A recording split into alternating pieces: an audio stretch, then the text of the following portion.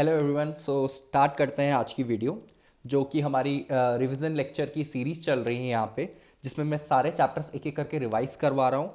ये एक in depth revision नहीं है, ठीक है। मैं आपको सारे कॉन्सेप्ट्स सिखाने की कोशिश कर रहा हूँ एंड साथ ही साथ टाइम का भी ध्यान रख रहा हूँ, क्योंकि टाइम आप लोगों के पास बहुत कम है। So let's start the video. मैं आपको पूरा चैप्टर एक्सप्लेन करूँगा अभी। All right.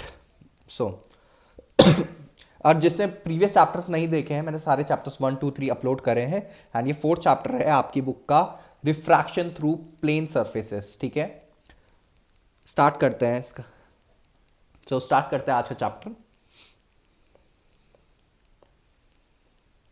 नंबर 1, पहली चीज, ये टॉपिक्स है आप लोगों को, जो आप लोगों को दिख रहे होंगे, जो आज हम कवर करने वाले हैं।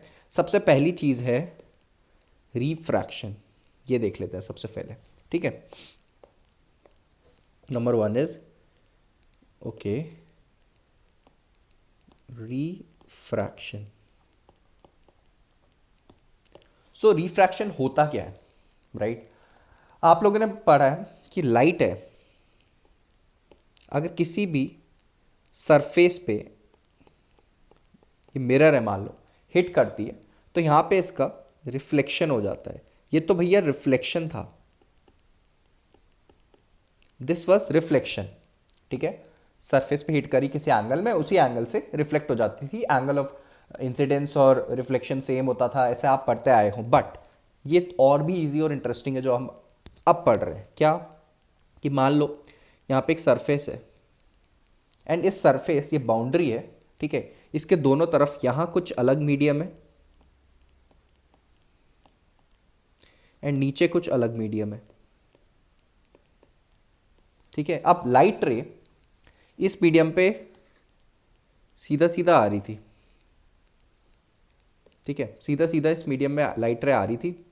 अब क्या हुआ, जब वो दूसरे मीडियम में एंटर करेगी, लाइट रे जब एक मीडियम से दूसरे मीडियम में एंटर करेगी, तो हम बोल रहे हैं लाइट रे ना डिविएट हो जाएगी। एक्चुअली में तो उसको सीधा चले जाना चाहिए था बट सर ये डेविएट हो जा रही है, ठीक है। डेविएट मतलब या इधर चले जाएगी या इधर घूम जाएगी, राइट। कुछ ऐसी ऐसी होगा, सॉरी ऐसी होगा लाइट के साथ। अब सर ये डेविएट क्यों कर रही है, इधर उधर क्यों घूम रही है? मीडियम में चेंज जब हो जा रहा है, ठीक है, एक मीडियम से दूसरी मीडियम में जब जा रही है, तो ये चेंज क्यों कर दे रही है अपना पाथ, ठीक है। इसका पाथ चेंज क्यों हो रहा है सर? इसका रीज़न एक है कि जो भी रे है, ये लाइट है, ठीक है। जो लाइट है वो हर मीडियम में उसकी स्पीड अलग अलग होती है।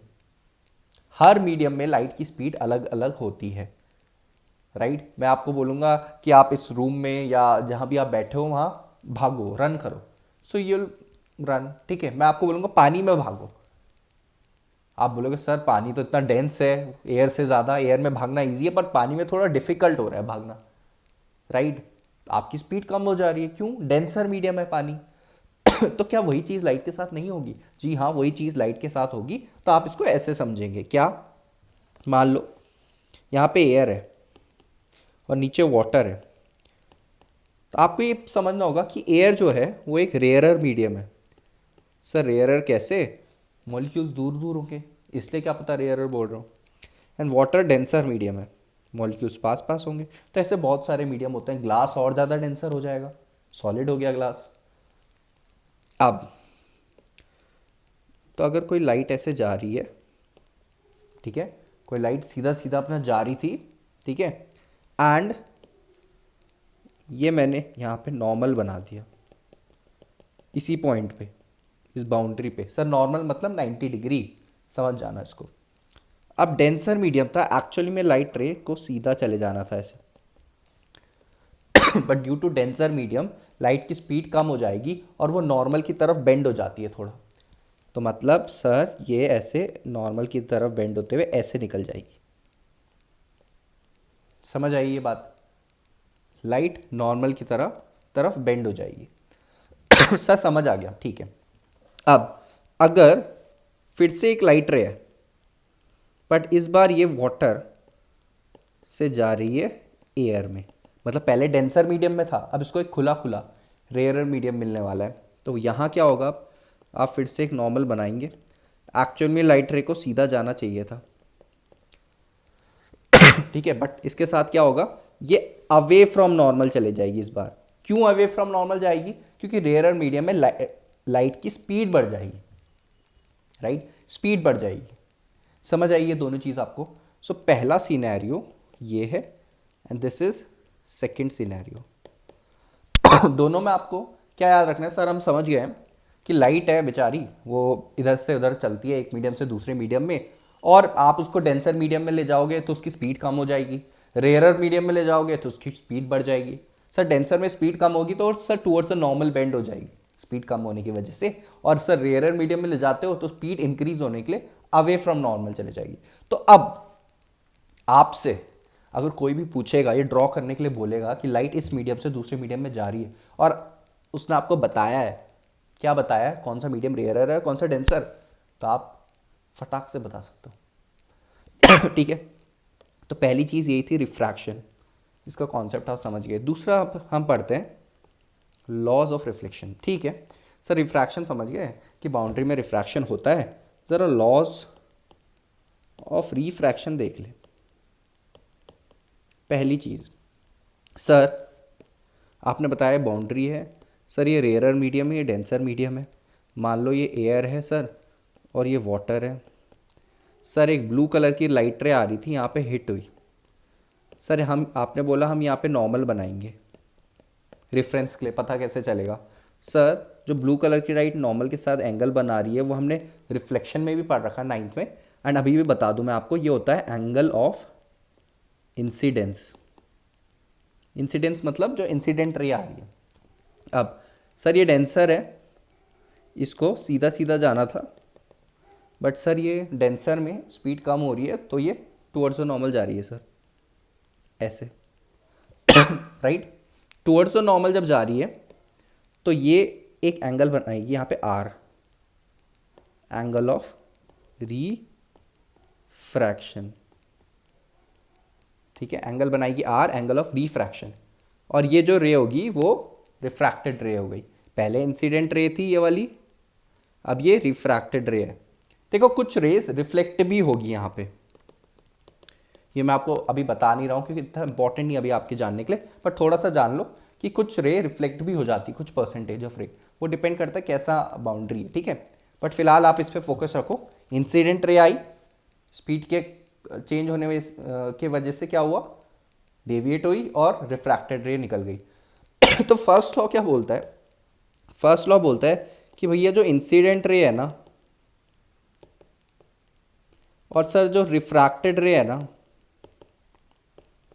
और सर जो नॉर्मल रे है ना, नॉर्मल आप बना रहे हो, ये रे नहीं है सर, जो नॉर्मल है ना, ये तीनों they all lie in same plane. ज़्यादा डिस्कस नहीं करूंगा इस पर, याद कर लो, तीनों सेम प्लेन में लाई करेगी, और मैंने बता भी दिया तीनों कौन सी चीज़ है। सेकंड, सर जो साइन आई है ना अपॉन साइन आर है ना सर, सो वो कांस्टेंट होता है सर। सर आई और आर क्या है, फिगर में देखो बताया है। ठीक है सर, वो कांस्टेंट होता है, और सर वो होता है 1 म्यू 2।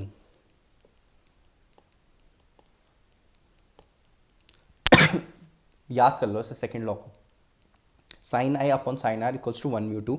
ये था लॉज ऑफ रिफ्रैक्शन। समझ गए? जो नहीं समझा फिर से देखेगा। अब सर लॉज ऑफ रिफ्रैक्शन भी समझ आ गया, अब ज़रा ये रिफ्रैक्टिव इंडेक्स बता दो क्या चीज़ है। देखो हमने क्या किया, हमने ये जो फॉर्मूला निकाला था सेकेंड लॉ, इसमें क्या बोला, साइन आई अपॉन साइन आर 1 म्यू 2 होता है। तो जो ये 1 म्यू 2 लिखा है ना आपने, सब ध्यान देंगे मैंने क्या लिखा है, तो ये रिफ्रैक्टिव इंडेक्स है सर किसका, of second medium with respect to WRT first medium. देखो आपको हमेशा क्या होगा, लाइट हमेशा एक मीडियम से दूसरे मीडियम में जाएगी, तो ये रिफ्रैक्टिव इंडेक्स है first medium, sorry second medium with respect to first, जो आपका सेकंड मीडियम है विद रिस्पेक्ट टू फर्स्ट। मतलब सर अगर एयर से वाटर में लाइट जा रही है और अगर हम साइन आई अपॉन साइन आर निकाल रहे हैं, तो वो क्या होगा, refractive index of water with respect to air. Second medium कौन सा है जहां लाइट जा रही है, water with respect to air. ठीक है सर, समझ आ गया एक रिफ्रैक्टिव इंडेक्स। ठीक है, ये इंडेक्स भी लिख लो यार, यहाँ बोल तो दो। ठीक है, रिफ्रैक्टिव इंडेक्स सर हमें पता चल गया, मीडियम से मीडियम पे डिपेंड करता है और दो मीडियम का होता है हमेशा। बट कभी कभी क्या होगा, आपको सीधा ये देख देगा रिफ्रैक्टिव इंडेक्स ऑफ क्या, ग्लास। जी मतलब ग्लास है सर, इसका मतलब क्या हुआ, refractive index glass with respect to क्या, नहीं देगा वो, कभी कभी आपको सिर्फ बोल देगा रिफ्रैक्टिव इंडेक्स ऑफ ग्लास। तो उस टाइम याद रखना बाय डिफॉल्ट यहां पे ए होता है, एयर। और इसी टाइप के रिफ्रैक्टिव इंडेक्स को बोलते हैं एब्सोल्यूट रिफ्रैक्टिव इंडेक्स। तो सर हमें समझ आ गया क्या, कि जब रिफ्रैक्टिव इंडेक्स दिया है तो किसी मीडियम के रिस्पेक्ट में दिया होगा, अगर नहीं दिया है तो वो एब्सोल्यूट रिफ्रैक्टिव इंडेक्स है जो हमेशा एयर के रिस्पेक्ट में होता है। सो अगर किसी भी मीडियम का रिफ्रैक्टिव इंडेक्स एयर के रिस्पेक्ट में है तो क्या वो एब्सोल्यूट रिफ्रैक्टिव इंडेक्स है? जी हाँ, खत्म। ज़्यादा सोचेंगे नहीं, आगे बढ़ेंगे, पर आगे बढ़ने से पहले रिफ्रैक्टिव इंडेक्स के फॉर्मूला देख लो जो मैं आपको बता रहा हूँ। लाइट जब एक मीडियम से दूसरे मीडियम में जाती है उसकी वेलोसिटी तो चेंज होती है, ठीक है, एंगल भी चेंज होता है, डेविएट होती है लाइट, ठीक है, एंड वेलोसिटी भी चेंज होती है, बट फ्रीक्वेंसी नहीं चेंज होगी। आई होप काफ़ी बच्चों को ये पता होगा, फ्रीक्वेंसी चेंज नहीं होगी। एग्जाम में क्वेश्चन पूछ लेगा ऐसी कौन सी चीज़ है जो लाइट की चेंज नहीं होती है एक मीडियम से दूसरे मीडियम में जाने के लिए, वो फ्रीक्वेंसी है।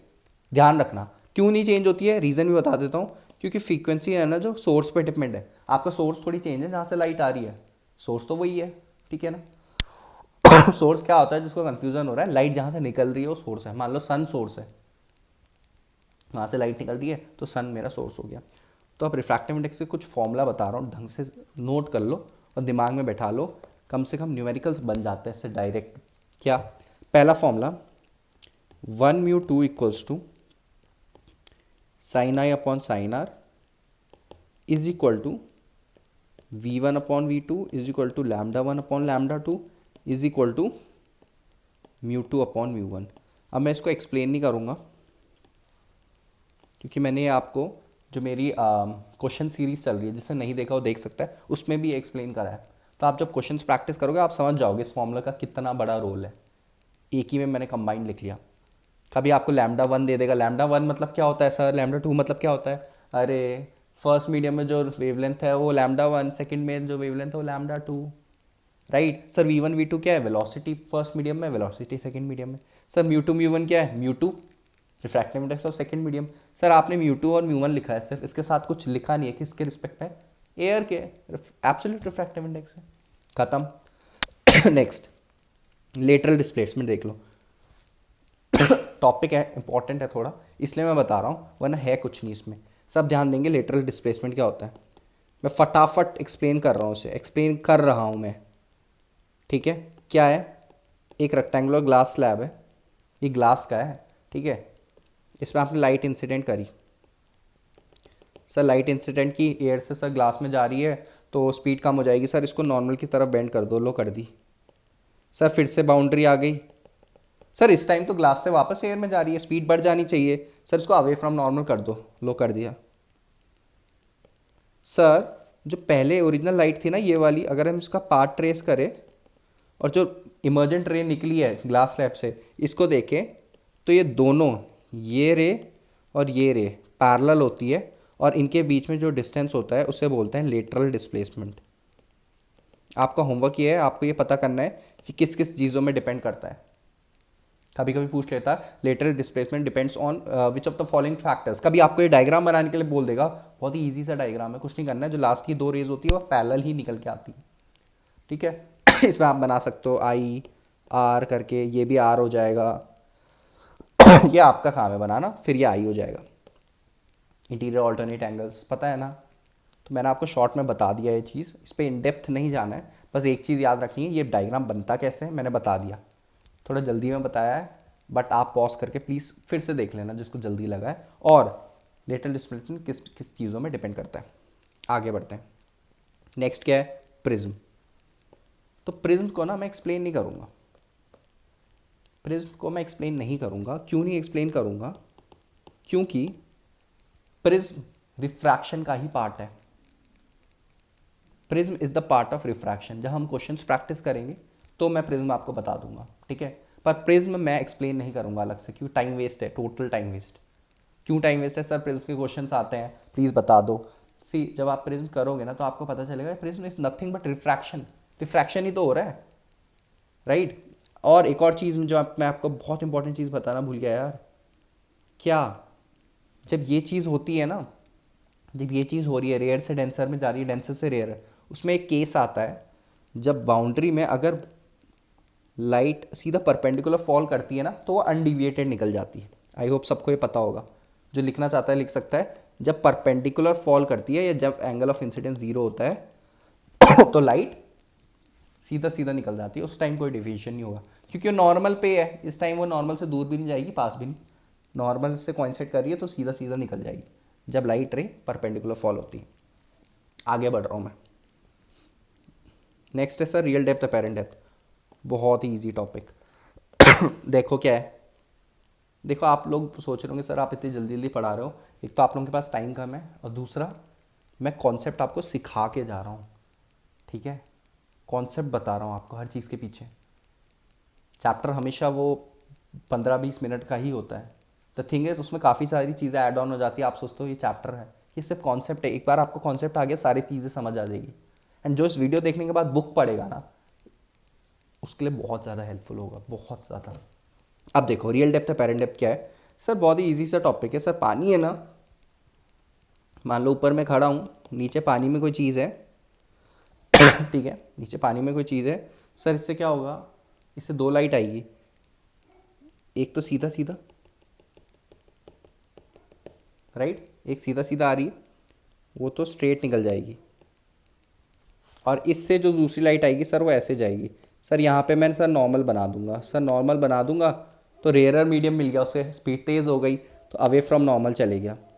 और सर इसको पीछे कंबाइन करूँगा तो ये जो ब्लू कलर से मैंने बनाया है ये अपेरेंट है, जहाँ मुझे वो ऑब्जेक्ट दिखेगा, और जो मैंने रेड से बनाया है ये रियल है, जहाँ वो ऑब्जेक्ट एक्चुअली में था। कुत्ते क्यों भौंक रहे हैं यार, ठीक है। आई होप आपको इस साउंड से थोड़ा प्रॉब्लम नहीं हो रही है, प्रॉब्लम हो रही है प्लीज़ मैनेज कर लो। मैं थोड़े टाइम पे कुछ बैकग्राउंड नॉइस कैंसिल करने के लिए कुछ करता हूँ काम, ठीक है। सो अपेरेंट और रियल आपको समझ आ गया कि पानी में जो चीज़ होती है ना वो एक्चुअली हमें थोड़ा सा उभरी हुई ऊपर दिखती है। क्यों दिखती है सर? क्योंकि मैंने आपको बता दिया कि वहाँ से जो लाइट आ रही है ऐसे करके वो थोड़ा सा अवे फ्रॉम नॉर्मल हो जाती है, जिससे लाइट थोड़ा ऊपर मीट हो रही है स्ट्रेट वाली लाइट से। तो ये मैंने समझा दिया आपको। अब यही है बस रियल डेप्थ अपेरेंट डेप्थ का कॉन्सेप्ट। फॉर्मूला क्या याद रखना है आपको, सिर्फ एक, जो म्यू होता है ना वो होता है real depth upon apparent depth, बस। क्वेश्चन सीरीज में मैंने डिस्कस करा है, सो आपको ये फॉर्मूला याद करना है बस, म्यू। समझ आया? Let's move forward. Next, critical angle total internal reflection, easy topic है और इंपॉर्टेंट भी।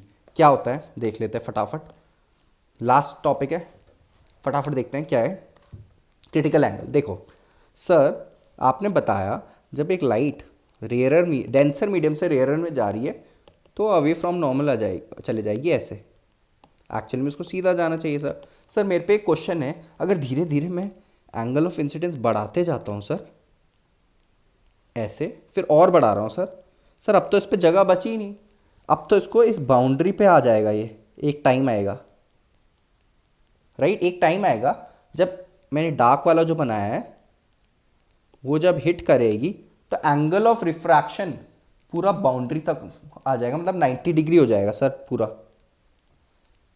सर इस सिचुएशन में angle of refraction sir 90 degree हो गया, मतलब बाउंड्री से टच करते हुए निकल गई रही है बाहर। सो इस सिचुएशन में जो एंगल ऑफ इंसिडेंस रहता है आई, उसी को बोलते हैं क्रिटिकल एंगल। समझ आया सर? ये तो सिर्फ इस एक केस में हो सकता है जब लाइट डेंसर से रेयरर में जा रही हो, मान लो ग्लास से एयर में जा रही हो सर, इसी केस में हो सकता है डेंसर से रेयरर में। और वो भी कब? ऐसा एंगल क्योंकि आप लाइट रे फेंकोगे तो ये बेंड होती जाएगी, एक टाइम आएगा एक ऐसे एंगल में आप लाइट रे हिट कर रहे हो जब एंगल ऑफ रिफ्रैक्शन 90 डिग्री हो गया, राइट। आपको समझ आ गया। अब सर ये हमें समझ आ गया क्रिटिकल एंगल एक ऐसा एंगल होता है जहां एंगल ऑफ रिफ्लेक्शन 90 डिग्री है और साइन आई अपॉन साइन आर से हम उसको आराम से निकाल भी पाएंगे। बट सर उन लाइट रेस का क्या होगा जो इससे भी बड़ी होगी, इससे भी बड़े एंगल में हिट होगी, उसके लिए तो अब जगह ही नहीं बची है।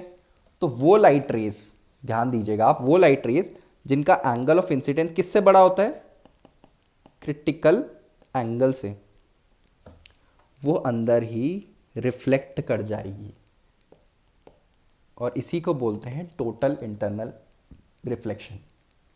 समझ आया? जिसको समझ नहीं आया वो खुद सोच के समझेगा। देखो ये इतने छोटे छोटे टॉपिक्स नहीं है, एक चैप्टर को 20 मिनट में मतलब ख़त्म करवाना इज़ नॉट गुड।